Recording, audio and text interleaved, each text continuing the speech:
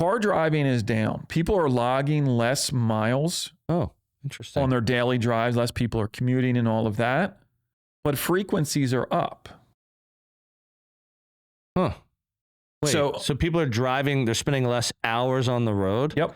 But the frequencies of what, accidents? Yep.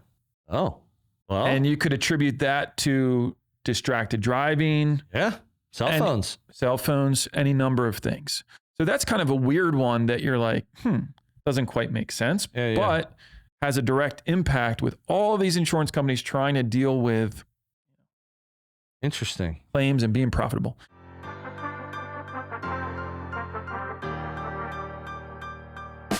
Welcome to the podcast dedicated to real estate, insurance, and everything in between. Join us as we take you along our own brokerage building journeys with additional wisdom from our network of business experts. Welcome to Bricks and Risk.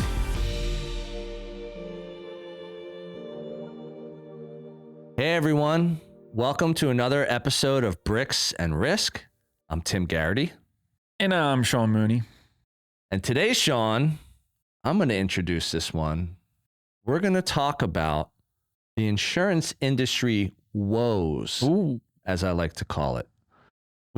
Put the people to sleep today. Hey, I think people are really going to get into this one, myself included.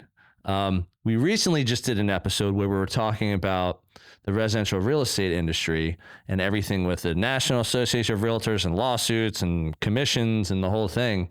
But we also wanted to talk about insurance as well. One, that's your industry, Mooney Insurance Brokers. And two, I want to kind of start this off as like a consumer. Yeah. Because I feel like if we're comparing it to real estate, consumers may not understand it as much because you only buy and sell real estate like every so often. But in insurance, we all have it. And most of us pay insurance monthly, if not even more often than that. Just depends. Yeah. So what I have been feeling is that insurance, the industry as a whole, seems to be in a little bit of a tough spot. And also, like, my monthly bill has been going up. And, you know, you would call it like a premium, however you want to do it. So why don't you talk a little bit about what's going on in the insurance industry today, and why are there people just like me who have insurance on their home or their car and the bill has gone up? So right now it is the worst market that I've seen in over 20 years. Wow. And when you got in 2002? Yeah. Okay. Yeah, right around there. But not like this is the worst by like a little bit. Yep. This is the worst by like a lot. It's like the worst year. Yeah. Wow. Yeah. And some people talk about like a generation or 100 years that they're... Was there a time prior to you getting in that people said like this was a really hard time in insurance as well? Yeah, certainly. It's all cyclical. Correct. And so what we normally see in the insurance marketplace is hard market and soft market. And it will go ebb and flow. Yeah, peaks and valleys. Right. And so hard markets is typically what we're in right now.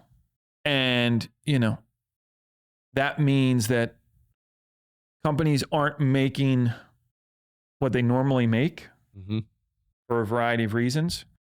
And then a soft market is everybody's making money. Everybody wants to write more. Yeah. Go get more, sell more. Bigger appetites, higher profits. Yep. And so what we're experiencing right now is the most dramatic that we've seen in quite a while. Wow. And so we talk about premiums. Premiums is like one part of this, and there's more to it. But the real driver in this is really due to inflation. Okay. Explain that a little bit. So again, we've all heard the term inflation the last like 3 years. Yep. Like everyone's heard this, your grocery bills, your gas bill, now your insurance bill, real estate. Like why is inflation really causing some of these problems? And I think it's, so if you're like, you pull up to the gas pump and you're like, man, this is like $1 more than I paid last year. Yep. You don't really understand why, all of the reasons behind why, but you understand that like, all right, there's an inflation part of this that is driving the cost, right?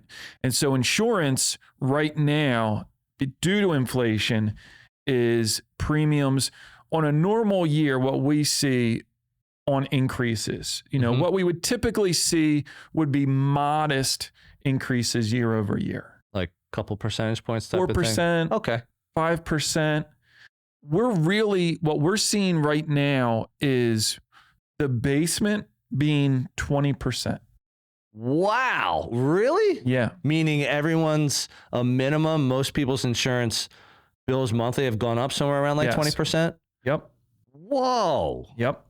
And I don't think I thought it was that bad. That's crazy. And that's on the low end, right? Wow. So like if your premiums went up, let's just say 15%, you're like way ahead.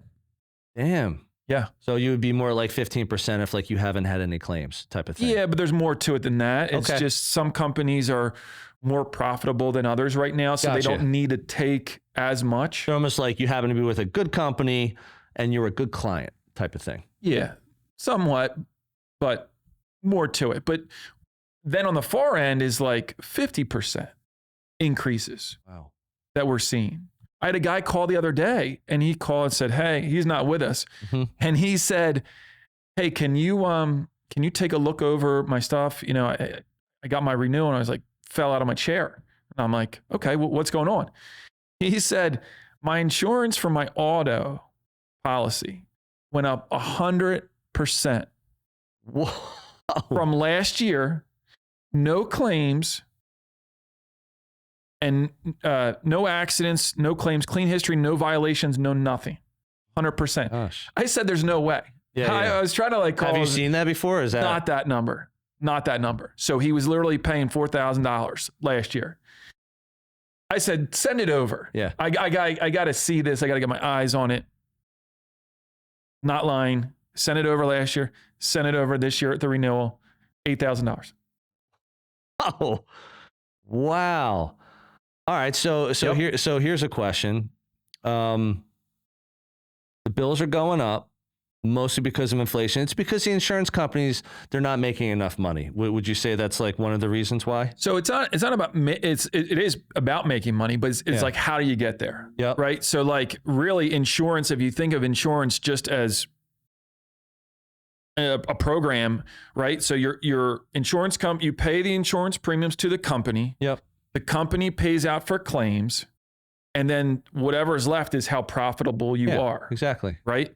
And so if you're at a 100% on your loss ratio, combined loss ratio, that means like you took in $100, you paid out $100, nobody's making money. Made nothing. Right. Normally running around 94, 95% after all the claims are paid, all the expenses are paid, you're doing pretty good. Right? You're not doing great, but if you get down into that 90%, you're doing really good. Right? When we see these numbers come through for quarters, we see the summary sheets for like last year for claims paid. A lot of the carriers that we write with, a lot of the carriers that are national brands, 115, 120. They're all losing. 130. They're losing 15 to 30%. They're paying out 15 to 30% more. They're not making any money at all. Right. They're just paying money out. Right. I'm assuming they all have like reserves and stuff like that. All kinds of other things. I mean, if you look at the underwriting loss for State Farm, which is the biggest insurance company in the country, they had, I think, Dylan, check me on this, like $14 billion underwriting loss last year. Whoa. All right. So again, insurance can be a little bit harder to talk to. You know, real estate's a little bit sexier, like, let's be honest. But insurance is really a part of everyone's lives. I mean, health insurance, car insurance, home insurance, life insurance, like there's insurance in all sorts of different ways, and you do certain things. 14.1. Thanks, Dill. Also, my next question is like, one thing I noticed personally is like, I feel like with natural disasters, it feels like based on me, we're almost 45 years old. You're about to be 45. I'm a couple months younger than you, a month younger. Is that natural disasters seem a little bit more intense now than they were, let's say, when we were like 10 years old. Again, this might just be perception as reality, meaning it's like the media, like news, social media, like you hear things all over the world, any country, any island, like we can learn anything we want anywhere in the world right now. We couldn't do that when we were 10 years old. Yeah. So with that being the case, would you say, does that play into this at all? Yeah, 100%. I think because they're building more, there's more infrastructure, there's more everything than like 40 or 50 years. Bigger population. Just as a result of that, there's more quote unquote stuff to damage, right? So if you had 50... Wow, that's an interesting way to look at it. Yeah. 50 years ago, there was less houses to damage, less, right, roads or turnpikes or hotels, or there's more to fix. Yeah. So when a natural disaster, catastrophic in nature, comes through, it does do more damage. So it's almost like, if you're in a wildfire area, they've built more residential homes. Sometimes the most expensive homes in areas, they're on the sides of mountains. They're on the tops of mountains, of peaks, all these areas. So you get a sick view, which is awesome. That's what people want in real estate. But from a wildfire standpoint, that may want to be one of the riskiest places you can live, because sometimes it's where they happen. Yeah. They don't really happen in the town below. They happen up in the mountains or something like that. Something sparks or whatever. It's dry. Yeah. And so those types of events are definitely putting pressure on these insurance companies. It's harder to be profitable when you're dealing with all of these storms. But there's a lot of other factors in play that you wouldn't even think about. And like one being, car driving is down. People are logging less miles. Oh, interesting. On their daily drives. Less people are commuting and all of that. But frequencies are up. Huh. Wait, so people are driving, they're spending less hours on the road? Yep. But the frequencies of what, accidents? Yep. Oh, well. And you could attribute that to distracted driving. Yeah. Cell phones, any number of things. So that's kind of a weird one that you're like, doesn't quite make sense, but has a direct impact with all these insurance companies trying to deal with interesting claims and being profitable. The other one too is the number of claims that are now going to litigation, which is up around 20 to 30%. Meaning you put in a claim when something happens. Yep. They say you're not covered. No. What it means is you get in an accident. Yep. And then the cars get fixed, everything. And then after that, you're suing that other driver. So it's like the liability from, I hurt my neck, I hurt my back, I hurt my neck and my back. Yep. Doctor says I need a backiotomy. Doctor says I need a backiotomy.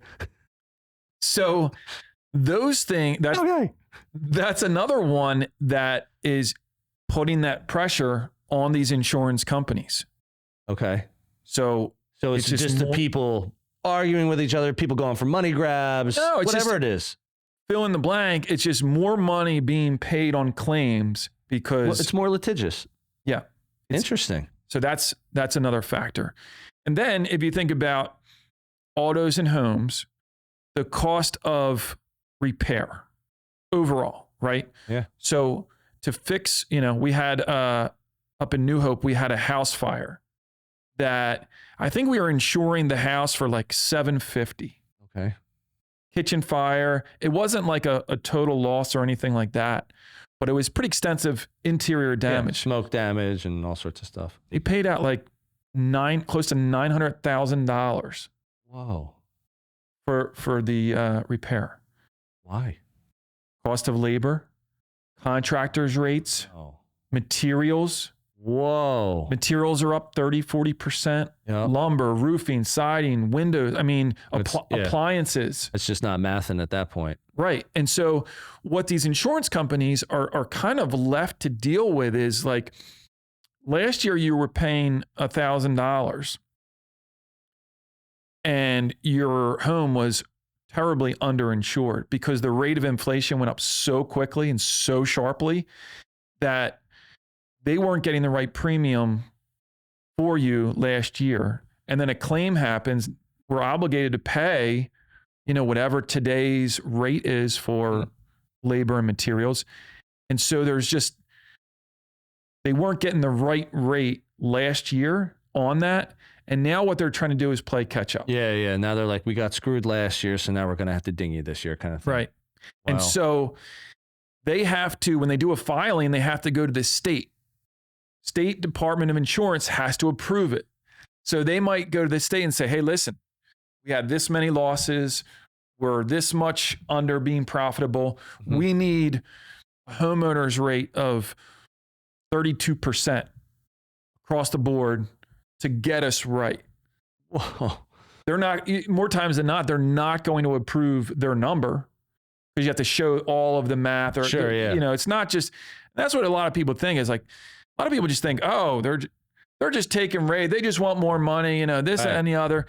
But really, there's a process for all of these insurance companies that they, you know, have to petition the state and file their rate to the state for approval. Then the state has to sign off to say, okay, you like, came is to this us. going to hurt consumers? Is this fair to you, fair to them? They're trying to find middle ground. Right. So 32% will give you 27. Gotcha. You know what I mean? So that's kind of how it works. And so now, but once that takes forever to get the approval, now you have to cycle that rate through your book of business, and that can take up to a year. Wow. To kind of like get that higher premium back. Yeah. So you can see kind of where this went and how we got to this spot just by all of these factors. It really was a perfect storm of like all of these things happening at once. Yep. And all of these things happening like so quickly. Hey everyone, this is Tim, your favorite Bricks and Risk co-host. But don't tell Sean. I hope you're enjoying this episode, and I'll get right back to it in a moment. Our audience grows through word of mouth, so if you would please take a moment of your time and give us a review on the platform you're on, that would be fantastic. Please also help spread the B&R word by sharing your favorite episode with a friend. We greatly appreciate your time and trust. Now, back to the show. All right, here's another question. So on top of that, another question that I have, and I'm sure other consumers have this question as well, is like some people are actually being denied coverage for their home, for their car. And we've talked about this on a previous episode when you were explaining like drones, you know, carriers were like outsourcing to drone companies who were like taking footage of like an entire town or region or whatever. And then there's like years of data. They're using that data to like judge people on their homes. Or like, your home's falling apart. I don't want to cover you anymore. Talk about that. So like when people are being like denied coverage today, like how is like why is that happening? What's the main reason? And like, how's a company like yours, like helping or dealing with that? Yeah. So if you think about it, like in a hard market like this is that we're going through, insurance companies are trying to take measures to avoid a claim happening. Yep. Being proactive instead of reactive. Yep. And so what they're trying to do is say like, all right, if we write this account, if we're going to provide coverage for this home, we want to make sure that we're not going to insure it and then, you know, quickly thereafter having a claim. So in a hard market, these companies are being very selective on who they want to write and trying to write coverage on a property that isn't going to have a claim, or at least do their very best to rule out any possibility of that. And kind of what that is, you know, what we see now is like sidewalks and steps, right? So tripping hazards. So when we write new coverage, they're going to go out and inspect. And they say, oh, there's a sidewalk that's sitting up. That's a trip hazard. So that could be a potential for a claim. Yep. So homeowner, you need to take care of that, right? So they're trying to take I'm sorry to interrupt. Are they reaching out to homeowners and saying like, take care of this? Yeah. So on a couple different levels. So if you write a new account, every house is getting inspected. Got it. So new They business. take a look at everything they're about to insure if you're new. Yep. Renewal business, Mm-hmm. they're also doing the same. Really? Yep. So you've been with the company for 3 years. They're going to go out, do an inspection, and if they like what they see, you're good. But they might also find they don't like the roof. Do they tell you that they're doing inspection or? Yeah, they would. Okay. Yeah. So they're still, in that instance, they'll probably send like a human being to go do it, or is that still more looking at like data? Yeah. So it depends on the carrier, depends on the situation. Okay. They're all different. Some do and some don't. Yeah. So there's always a cost associated with doing it. Yeah, you send a human being and it costs more than like just looking at data that already exists. Yep. So if you're able, so let's just say, and there's, they can pull permit information, right? So they know when 123 Main Street had a permit pulled on their roof. Wow. So then it goes through an algorithm. Wow, they're really digging. Yeah. I mean, just think about the amount of data that's available. You can pull up anything. This is also similar in real estate. Like, we do development, so we flip homes. Sometimes I have a client that's an investor. They're buying a home to fix up. Like, you got to check, like, if it's in the city, you check with L&I, licenses and inspections, to see, like, does this have any violations against it? Because it's, like, not in good condition. Yeah. So it's almost like in that vein, you're checking things out before you make the decision. So the best way I could put it is when these companies do decide that they're going to write new business, they're going to cherry pick what they want, right?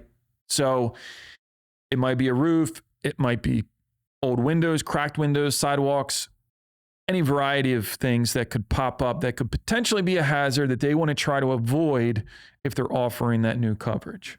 All right. So now that we know more about that and why that's happening, so you've worked for the big box insurance companies. Yep. You've worked for State Farm and Allstate. Yep. That's how you cut your teeth. Then you started Mooney Insurance Brokers. It's an independent brokerage, so you have multiple carriers. Yep. How are you faring in this market? Are you having just as much trouble as the State Farms of the world, like 14 billion? I mean, obviously it's a beast of a company, but like, is that having as much of an effect on your company, or are you able to kind of pivot, adapt, talk to different people, look at different carriers to help out the consumer? Yeah. So the best way to put it is, because we are a broker, we have options. Whereas another agency might not have the same. They might have one or two. One option. And so we have, Crazy. So the direct impact to us is, number one, we are getting calls to our brokerage where people are saying, hey, I'm getting non-renewed from my company. Can you help? Right. They don't want me anymore. Can you insure me? Yep. And then because we have, a number of carriers, we can kind of take what situation they're dealing with. Maybe it's they had too many car accidents, right? Now their carrier is like, get out of here. We don't want you anymore. Or they had a claim. You mean like me? I'm not going to name any names. Had a couple car Tim accidents. Garrity, but that does happen. Just for the record, my insurance company still insures me, even though I had a couple of fender benders. I had to call in some favors over the years, but yes, you are insured. Hey, it's good. It's good to know. It's good to know people in different industries, right? This is relationships. It's all relationships. Absolutely. It's not what you know, who you know. So you know. So we're getting a lot of calls where people are saying, hey, now they're scrambling, right? So they just got a letter in the mail. Hey, we're turning off your coverage in a month, right? And they're like, oh my God, what do I do? You know? And so we have the flexibility, the options available where we can look at them with a number of carriers and kind of take them and find the right match. Yeah, so you can almost take it, like at your brokerage, I'm imagining, do you put it in one spot and it's going out to everyone kind of thing? Or do you have to individually go to each carrier and be like, what do you think? What do you think? What do you think? Like, yeah, so what's the model at an independent brokerage? So we have the ability to take it in and fire it out to 15 companies. Gotcha. So it's just like one and done. Let me know what everyone thinks. I'm sure some people ghost you. Yeah. And some people are like, here's where we're at. We feel good. Some people are like, nah, you're going to get all different vibes. But that's cool because you technically have 15 opportunities to help someone who only had one opportunity before, and they unfortunately said no. We've also seen it on the other end too, not just like, hey, I've been with this insurance company and now they're cutting me off. We've also seen it where like they say, hey, I just signed up for new coverage with this company. They went out and did an inspection and now they're blowing me out in like 30 days. So they said, we'll insure you. Yep. Pay your first bill. Yep. Then we're coming out. Yep. The answer's no. Yeah. Whoa. That's insane. Yeah. Is that just across the board? All companies are doing stuff like that, or some of the larger companies, like where, I mean, not to like pinpoint anyone, obviously. Every company's doing it a little differently. Some are just uber aggressive on, some companies will let stuff slide. Some companies will say, hey, are you planning on getting this fixed in the next like 6 months? They're like being very particular about quality. Yeah. It's like if they don't meet a certain threshold, if they're not super low risk, they're just like, we're just going to pass for now. Yeah. It's like, why would you? Yeah. So there's one carrier that we... Awful, but it makes sense. Yeah, it does. One carrier we write with, literally, and I don't think this has ever happened in the history of time. Dylan, maybe you can check this. Check the history of time for us. There's one carrier, it's a Big 10 insurance company out there that does personal lines. Literally said, pens down, nobody's writing any new business. Just said, no, we are not writing anything new anywhere. Yep. Stop. Done. Whoa. How long ago was that? 6 months ago. Damn. Not writing. Has anyone filed suit? No, because how could they? Yeah, I mean, so they're renewing. They're not. Yeah. They're renewing. They're just saying we don't want any new clients. Right. We don't need any new clients. Well, what they're saying is we're losing so much money. We don't even want to look. If we add more in, we're just going to be writing more and losing perpetuating more. The problem. Yeah. Wow. There's another company that we wrote with, $500 million book of business for their personal lines. Mm-hmm. Just done. They are literally just non-renewing their whole entire book of business. Are they going out of business? No. They're just like, we just need to hit the pause button. No, not pause button. They do other stuff like commercial insurance. Okay. They do life insurance. Gotcha. But their personal insurance, home auto, $500 million. We're out of that game. Literally, normally what would happen would be you put it out to market and someone would buy that, another carrier would buy that book of business. I want that. Yeah. No takers. Whoa. So they're like, instead of continuing to take losses on this portion of our business model, we're just going to unwind it and shut it down over the course of the next 2 years. Oh my gosh. All right. So, here's another question.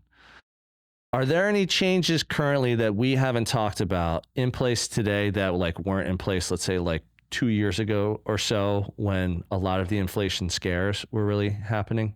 I mean, just kind of what we went over. I mean, the normal stuff that we're seeing with the inspections and stuff like that, that's kind of what's been implemented to kind of blunt, all of the losses that these companies are taking right now. Okay.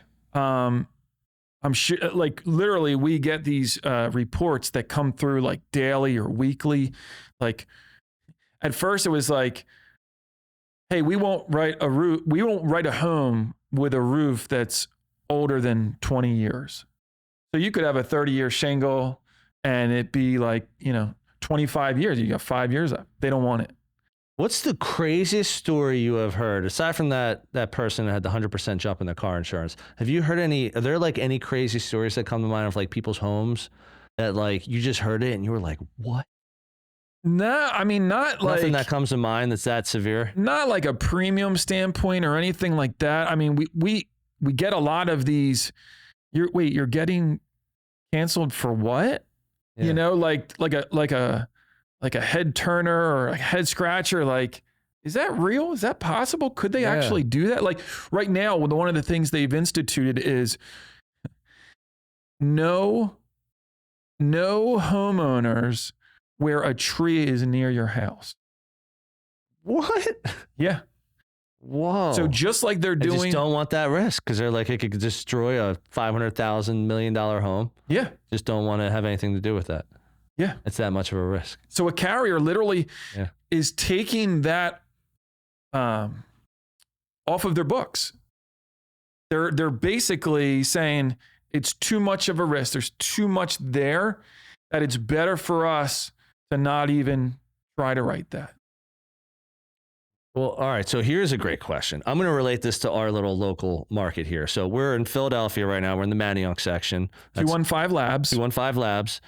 And Sean and I live in the suburbs, the inner suburban ring. We live like 25 minutes from here. You live in Ambler. I'm in Flourtown. When we bought our house in Flourtown like 3 years ago, so we bought it. We had to put a lot of work into it. We moved in like June of like 2021. That's when we moved in. Yep. So we'll be there 3 years this year. That summer, if you remember, and I know you remember because it's happened in your neighborhood, there was like a crazy ass tornado. Yep. In our area. Yeah. And if you've never been to Pennsylvania, or you're not from here, like this isn't tornado country. It's very hilly, like, it's just we don't have the terrain for it. And there was this crazy tornado that came through. It went through your neighborhood. My neighborhood. And literally just like destroyed. Like, there'd be like a community of like 50 townhomes or something like that. And like 90% of them were like destroyed. Yeah, it was 200 was the townhouse community across the street. That was what it was? Yeah. So and like 90%. Yep. Did you go, so as a consumer, because it went right through your neighborhood, did you have the same problems that are happening today then with the tornado, or is it just way, way worse today? Like, is there anything from that scenario that went down for you personally, be like, hey, like a tree fell on my house, like I need some help? Not that we're seeing now. Okay. I mean, that one was just. It's like, how many tornadoes have we seen in our lives? Like, not many. How many earthquakes? Oh. Yeah, that was today. Today. We didn't even talk about this. No. Up in like Jersey, like New York, there was like a 4.8 earthquake. I was at a coffee meeting this morning, and it was like, we were all sitting in there. We were in Flourtown, and then it was like, and literally like everyone was like looking around like, what the hell is that? Like it wasn't so severe that we thought this is an earthquake country either. Actually, I knew it right when it was happening. Really? Not right. Like, so, Your spidey senses are like, no. So, I thought at first it was a truck because our windows rattle sometimes when we're on that street if a big truck comes by. But after that first, like after a second or two, I knew it was an earthquake. That was like something. Because in my old office, if you remember 2017, Delaware had one. Yes. That we felt. I remember that. It was the same. I was in Center City. Yep. And they evacuated all the buildings. It was the same. I knew, I was like, boom. I was like, I knew that it was the earthquake because I knew right then it was the same effect. Yeah, I had that same feel. Yeah. Whoa. Yeah. Oh, that's crazy. So in all of this, I think it's important for people to understand because honestly, I'm dealing with this day in and day out. I mean, I get 3 calls, I get 6 calls, I get any number of inquiries, from existing clients and new clients. What do I do? How do I do this? And we're trying to help people navigate this because it's so brutally bad on so many different levels. And we're doing as best we can to try to help people and position people in the best way possible because it is difficult. And what people don't understand is like, you're looking at your bill right now and it is going up. But if you do switch and they do cancel it out immediately because of whatever reason, then you're in a much worse position. Oh, wow. To get, than dealing with that. Now you're scrambling. Right. Now nobody wants to touch you. And then it becomes so much harder. So you have to be been flagged. Yeah. You have to be very aware of you from 360 degrees when changing insurance. It's like George Costanza in Seinfeld when he takes the book from the bookstore into the bathroom and he goes number 2 and he comes out to put it back and they're like, "What are you doing, sir?" He's like, "I'm all set." They're like, that book has been flagged. You have to buy that book now. So he bought like $100 plus book on like art history. Yeah. Very similar. Very similar? Yeah. All right. Well, I got one more question. Okay. And this is probably the best question we're going to get to today. So, All right. so you chose to buy a Droid instead of an iPhone. Yeah. And this was years ago. Okay. What year was that? You got to tell me. Why do you still continue to live with that choice today? This was my favorite question. This is a question? This is an actual question. It's a very professional You're on podcast. the hot seat. You're going to have to answer it. I didn't want to get a new charger. Thank you, everyone. We're going to leave it at that. So, all right. Thanks, everyone, for tuning in again to another episode of Bricks and Risk. See you soon. Thank you for joining us on another episode of Bricks and Risk. Our goal is that you walk away with 1 or 2 valuable nuggets, and we greatly appreciate you sharing your time with us today. You can find all B&R episodes on Spotify, Apple Music, YouTube, and anywhere else you get your podcast content. Until next time, keep learning and keep growing.